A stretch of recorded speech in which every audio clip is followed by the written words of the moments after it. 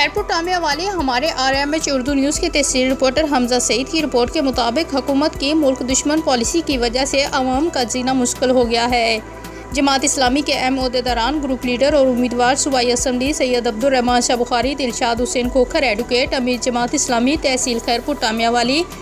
कारी सईद सदर सियासी कमेटी खैरपुर टामिया वाली, कलीमुल्लाह सियाल उम्मीदवार चेयरमैन बराए टाउन कमेटी खैरपुर टामिया वाली, अब्दुल सलाम जनरल सेक्रेटरी और मोहम्मद असलम बलोच ने मुश्तरका प्रेस कॉन्फ्रेंस करते हुए कहा कि बेतहाशा महंगाई और पेट्रोल की बढ़ती हुई कीमतों ने आवाम का जीना दूभर कर दिया है। आवाम पर सालाना टैक्स रोका जाए और बिजली की कीमतों में होशराबा इजाफा की वजह से एक दिहाड़ीदार मजदूर पिस रहा है। इन टैक्सेस ने आवाम की कमर तोड़ दी है। हुकूमत पाकिस्तान इस टैक्स को फौरी तौर पर ख़त्म करे और हम हर साल की तरह इस साल भी जीवे पाकिस्तान रैली निकालेंगे, जिसकी क़यादत सैयद अब्दुल रहमान शाह करेंगे।